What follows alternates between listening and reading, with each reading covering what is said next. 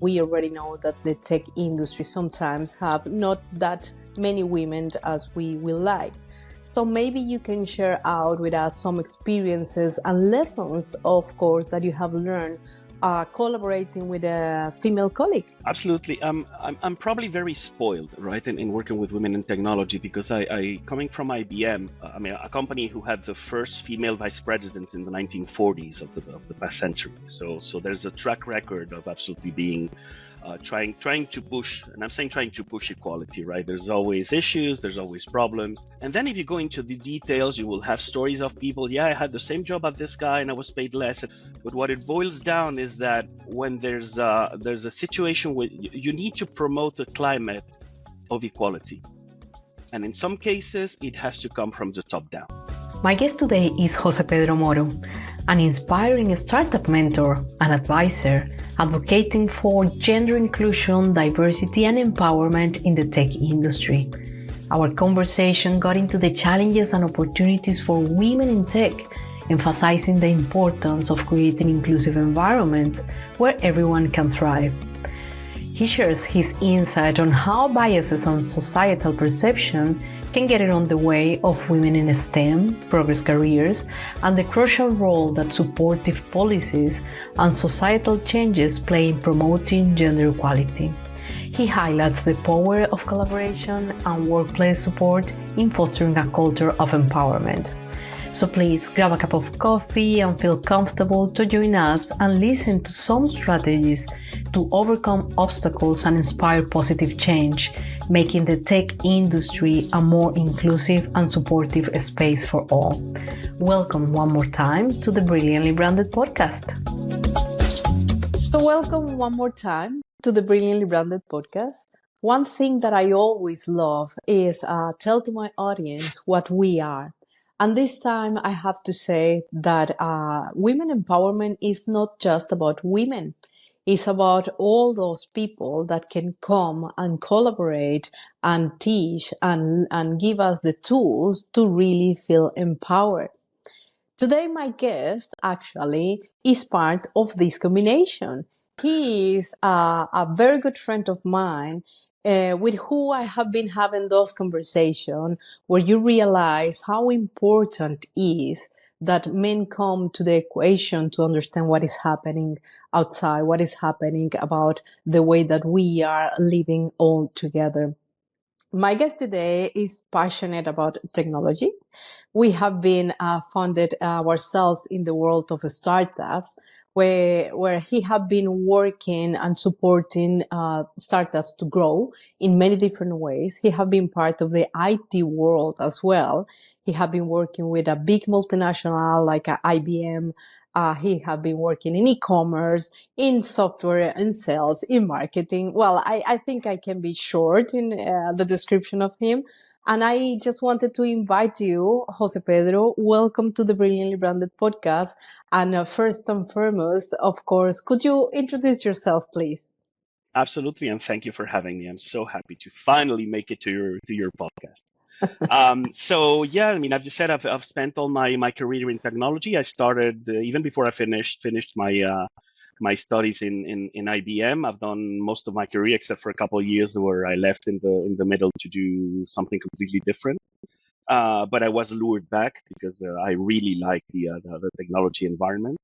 And for the past 3-4 years, I left IBM and I'm working full time with startups, entrepreneurs, and helping out in any way I can, giving back, which is something that is very good to do after a point in your professional life. Yeah, that is true, Jose. And one of the most important things is giving back, as you well said. That is part of the things that you are doing and giving a lot of value, delivering a lot of value. And let's start to jumping into my first question, actually, based on your experience in this tech industry. I'm very, very curious about your perspective working with women, working next to women in this field, that we already know that the tech industry sometimes have not that many women as we will like. So maybe you can share out with us some experiences and lessons, of course, that you have learned collaborating with a female colleague. Absolutely. I'm probably very spoiled, right, in working with women in technology because I coming from IBM, a company who had the first female vice presidents in the 1940s of the past century. So there's a track record of absolutely being trying to push, and I'm saying trying to push equality, right? There's always issues, there's always problems. But I remember my first interview in IBM. I was introduced to a couple of ladies, and they were both system engineers, Wow. which was to me surprising. Surprising. I mean, I was 22 at the time, so everything surprised me. But it's something that was a given. I mean, my first female manager was Marta, and I had her the second year in IBM, or my second year in IBM. So it's really a given. And then if you go into the details, you will have stories of people. Yeah, I had the same job as this guy, and I was paid less, etc., etc. But what it boils down is that when there's a situation where you need to promote a climate of equality, and in some cases it has to come from the top down. Right. And it's like that. I mean, you cannot leave. I was going to say equality. You cannot leave anything that is going to be a challenge for the company, just to work as a grassroots movement, which is fine. But at the end, you need to have something pushing from the high up to say there's no discrimination. This is how it works. Things like, I mean, even in recruitment systems, which not having a picture on the resume, for example, which is something that we almost were able to do in Spain, and for some reason I'm seeing pictures in every single resume again in the past 3-4 years. and there's, I don't know, I mean, it's very difficult to change some of those perceptions. So it needs to come from the top down. Right? Yeah. I've been saying this for a long time. There needs to be a law saying pictures are not allowed in resumes, full stop. Well, that is a very interesting point, because actually I have heard that from many people already. And anyways, they are looking about the content, about the background that is writing already in the CV, that is defining who is the person behind of the position that Oh, are applying. absolutely, and it's the same as age, right? I mean, I mean, I remember when the ads for jobs were saying only people less than 30 years old, and that was Yeah. in written on a newspaper for an ad. That is not legal anymore. But obviously, when you see that somebody has finished his career in 1998, 88, sorry, or 87, say, well, yeah, he's probably over 50 by now, right? So, Yeah. but this thing that you cannot change, but you need to try to make it at the end is not have people think about that, because we all have biases, and Yeah. that's the first thing we need to recognize. I'm very very weary of people that say they don't have biases, because we Yeah. all do. The problem is you need to understand which biases you have, and in a professional environment you need to fight against them and make sure that they don't define you, or they don't guide your decisions. With your friends, comment whatever you want, it's a personal issue, I don't care. But you need to understand your biases, and we all do. We all have them, right? So again, you have the picture. I had a one of my mentees in a program from the Spanish government I've been working on in a couple of years ago, and this lady said she did not want to put the picture in her resume. I said, good for you. I mean, I think that's what they need to do. For her, it wasn't just because she was a lady. I mean, she was very attractive, and said, I know that when they see my picture, they think about the dumb blonde. She had 2 doctorates Wow. at 26. She had 2 doctorates at 26. Yeah. But Wow. she was very aware, the perception of a lot of people in those things. I mean, good for you, Yeah. and I mean, be aware that, some people will say no picture. I don't care. I don't know what it is, so I'll throw it out. But I mean, congrats on sticking to your conviction. But Yeah. we need to fight about these things. And again, fight needs to come in some cases from the top down. Yeah, that's true, and I agree with you. And there is another question that come to mind is, and actually, you should probably not put your picture, but your experience is showing, for example, in terms of age, and being biased because the age. So when you put Oh an yeah. experience, that is experienced for more than 20 years, well, of course, you cannot put it your age, but across your experience, your CV already is putting it outside because, this is overqualified person for this position. So all these kind of things, I think is part of the adjustments that we need to be working on, not just related with gender, but as well with inclusion in certain ways, Yeah. as you well said, because, is part of what is happening there nowadays in all this power that people can deliver, but is already limited by the bias that we already have as a human beings, that you well said, is something natural. But Yeah, absolutely. Related with the root, because what you said about that needs to come to the top level, that is completely true. But what happened with those girls, for example, that are deciding to jump in to study something related with technology? And there is another route. This is like at the other side of the of this funnel that end Yeah. up being a bit like for where. And this is a topic that we already talk about. What do you think about that specifically? I'm very concerned about that. I mean, the main issue is we've been doing specific, broad and focused policies both types since the 1980s, on gender gap. And there's less and less women studying STEM careers since the 1990s up to now. So the pool, so to speak, of people that can go into this career is getting smaller. So there's a problem. We need to understand what is happening at the early ages. And there's a lot of papers trying to understand and the biases, gender bias, biases in education, in the way things are presented. But there's something happening there, and I think that the big problem is really when in maybe when a girl is 8, 10 or something like that, when she decides that this is not for me, I don't like this, right? Even if she's very good at math or whatever, that's not the career that I want. We need to understand what is happening there. What I think is a very big issue is that is something that needs to be tackled really from a policy standpoint, really from the higher ups. Unfortunately, politicians have a very narrow view and a very narrow field of view, rather, which is 4 years in Spain, maybe 3 or 5 in other countries. That's all they care about. So what can I do that I can tell people in the next election that I have done? So everything changes, at the end of the career, so to speak, saying like, you will need to have 50% of women in boards or things like that. The lady that gets into a board at 50 something is not an example for a girl that is 7. Wow, She that will never is be. key. She will never be. I mean, she would need to be a superhero, literally a superhero, for a small girl to look up to a lady in a board. So what are the examples we can give to these girls to say, hey, if this is something you like, it's okay to go ahead. Yeah. And I don't have the solution. I wish I did, but it's extremely complicated. I mean, you look even look at the influencers, female influencers in all over Europe, all over the world. If you look at the top 500 in the world, I'm willing to bet there's not one single that is around STEM.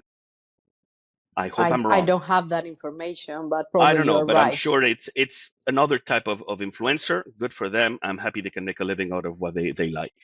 But you even see, female influencers in tech here in Spain that I've been following at some point, and there's always a change. I mean, they start to live the influencer life, so to speak. So they realize they're not growing just talking about programs or Python or whatever. So, and obviously the brands invite them to the movies and they invite them to the openings of restaurants and stuff like that. So people suddenly say, this is okay. So I need to go, be a lifestyle influencer. Obviously, even my tech reference is going lifestyle. This is anecdotal, right? It's not but we need to find these examples. How do we work with these girls to make sure that when the time comes and they need to choose a career, they choose a non-traditionally women career, whatever it may be. And by the way, it changes, right? But how do we make them go into a STEM, especially if they're good? I mean, if they're going to suffer, don't do it. But there's people that are extremely good at math or physics or whatever it is. So how do we do that? Well, you just put it outside something. I mean, you open a can of worms. Oh yeah, oh yeah. Because this is a very delicate topic in the sense that there is a lot of people around that have their girls that wanted to guide them about their careers and about they can be inspired for other individuals. And you, what you explain is really true.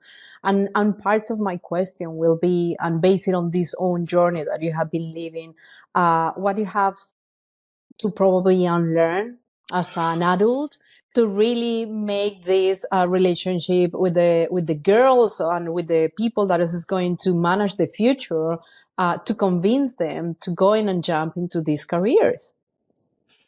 I don't know. I mean, I know in IBM there was a program at some point where the girls in the community of Madrid, like the regional government in Madrid, the top something in STEM studies, you know, when they were maybe 12 or 14, something like that. They went for a full day in IBM, and I know that they went to other companies as well. So they were shown, look, this is not only going into a cubicle and start programming and stuff. You have marketing and you have sales and you have stuff like that. But it will always be easier for you to go into, IT, an IT company in general, if you have a STEM career, right? And then you will be able to decide many more things, right? It's not only the pure technical stuff. And I don't know, maybe trying to show these kinds of things. It's a burden, obviously, for the company or the people in the company, but it needs to be very continuous, right? Show people, because the bad examples are very easy to find. There's always somebody that is very happy about complaining. Yeah. But you need to show, yeah, you need to show the good examples. We Yeah. have, as a society, we have this obsession with punishment. Look at what happened to him. Be careful, don't do that. Say, no, no, no. Look what is happening to this other lady.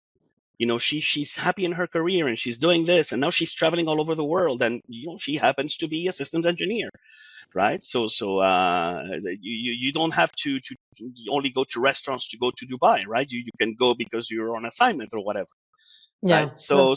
It's not easy. It's not easy. The problem is I think, Maria, it's a conversation we don't have to want to have as a society, because it's very complicated. Politicians are not touching this with a 10-foot pole, because it's no way I'm going to commit myself. I'm not going to change anything in 4 years. So there's no way I'm going into the next election saying I haven't done anything.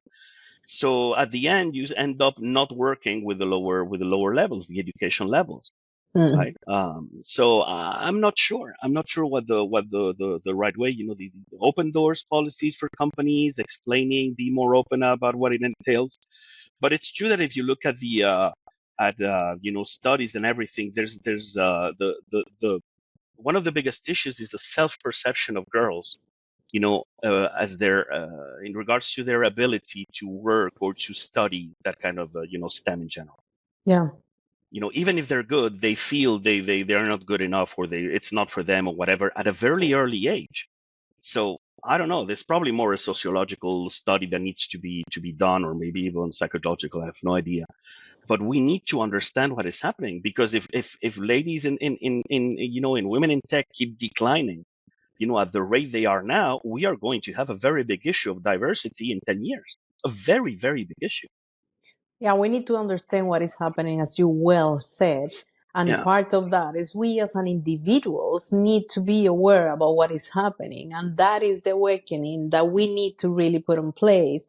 So listening to what is happening, like what is happening, for example, now that you and I are having this conversation, is key for people to understand what is the reality. Because when you go out and just do your job and see that things are happening, but doing nothing, actually, what is the best way to really collaborate with your colleagues in the workplace between men and women? Do you have any recommendation for all those people that is going to their jobs and just doing the doing, but actually not even be worried about how to really start to generate that awareness? I mean, the problem is the whole issue has been politicized so much that it's becoming a very hot topic, right? In the sense that when you will always see this in some companies, right, where a younger woman goes, gets fast to the top. The comments a lot of people are going to make, Yeah. right? And and that's maybe not going to change yet. Which again goes to what I was saying about the bias. You can think inside your head and at home whatever you want, but you cannot act in your company, in your work, with those thoughts. So it's okay. You're free to think whatever you want, right? But you need to understand that she needs to be an example, right? And I think some of the policies that have happened in some companies in the past years have been a bit clumsy, right? In the sense that, yes, a lot of companies realized they needed to have more women, at the top, and suddenly, a lot of people went in there, a lot of well, by the way, not only men, but also women that had a longer career in the company might feel disenfranchised. So why do we need to have these younger people, right, jumping above me or whatever?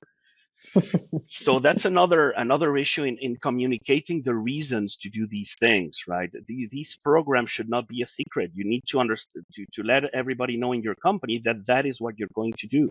We strive to have, equality, amongst or not equal, but decent shares among men, women, older people, younger people, different, genders or orientations or whatever it is, as needed. Because at the end, diversity in a company is what makes a company great, right? There's tons and tons of studies that saying if you put 25 people together and they're all very similar in their background and their thinking, and you give them a problem, they will come to the conclusion, boom, like that, very quickly.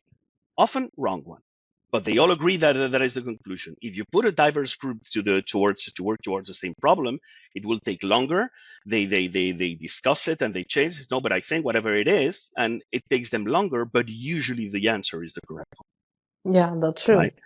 So you need to, at the end, and by the way, those are the different styles of management. Sometimes you need to be, sorry for the expression, a dictator, right? You're in a hurry. You need to do something. Your department needs to do something in 2 days. Look, this is no time for democracy.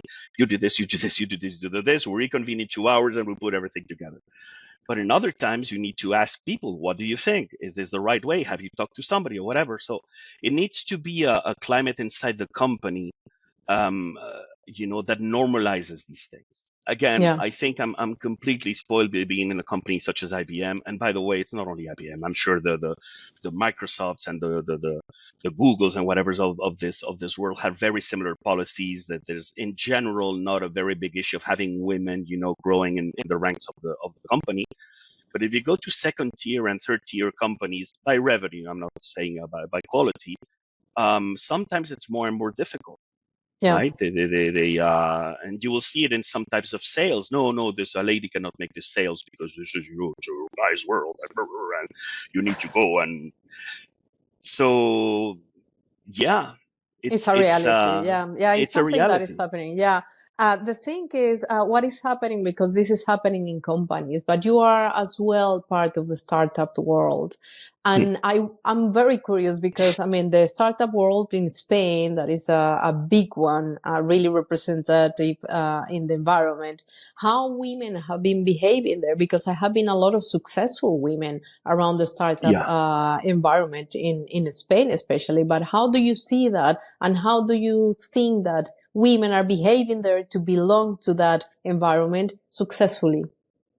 I think that is one of the areas probably that had been pioneered, and probably not only in Spain but in other countries as well, right? At the end, just the way that the startup works, which is a person that has an idea or has identified a problem and thinks she has the right solution, and she sets up the company to work towards that solution. So she's the CEO by default day one. That's it, right? Yeah. They have other issues, with age and stuff like that, and they're very proud everything is under 30, and so, well, you might need a bit of diversity there as well, have somebody older with a bit more experience, but that's also the me, just 60 years old, talking. But there's a lot of great examples, and that would be the type of people that you need to show to these younger ladies, Yeah. right? But there's such there's always people that are happy. They show glee, one of these women fail, Oh right? And no, there's that recently is not there's having nice. an issue. Yeah, there's been an issue recently with one startup here in Spain, a fairly known one, And I've heard comments, of people saying, "Oh, yeah, because she got everything because she was a girl or whatever." And no, it's just sometimes, you look at the numbers. It's a market problem, and it happens, right? And she will obviously, right away get into another company. But I mean, I'm sure this one will survive. But I know of examples of women that are absolutely amazing, doing huge work in artificial intelligence here in Spain, and they would be, they are friendly, they are articulate when they speak, they talk about stuff. Those are the people that we should be showing up to these younger ladies, right? Yeah, Because that correct. is an area that is an absolute success. Completely agree with Yeah. you. And part of the things is that I am curious about that environment as well is the fact that how do you see women acting between women in terms of supporting and in terms of really leveling them between them? I mean, in my experience, and obviously I'm a third party, so obviously I might not be privy to the inners working sometimes, when they're, between themselves. But I see a lot of support. I mean, I see a lot of initiatives, set up by people with female funders specifically, bringing new female funders to talk at their forums and talking to other people and showing them off in events and stuff like that. And I see a lot of support in that aspect. I think um maybe sometimes they could be, it's not really accused of an anti-bias, right, in the sense that they want to make sure that they are not taken into account just because they are women, Yeah, exactly. which is good, right, in the overall example, saying, hey, I'm the same as other ones, but for the sake of the younger generations, you need to explain why it's important that you as a woman are where you are.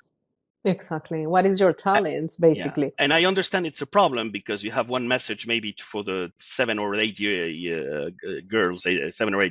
old, but obviously when you go in front of investment committee with your VC, you're not going to say, yeah, it's because I'm a girl, right? But again, it's different conversations for different audiences. That's what we do every single day of our lives, right? Yeah, So but so yeah, I think the example. I mean, I keep going back to having positive examples.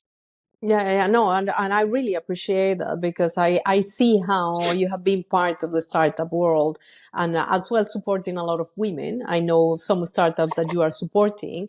And the thing is, all those, I don't know if it is a urban myth or not, but for example, many of the startup owners that have been coming to the podcast have been sometimes, as you put the example, complaining in the fact that, well, that they are flying solo and they are not having the support in raising funds because they are flying solo. So all the alliances that you need to do to really succeed. So I don't know. What do you think about that?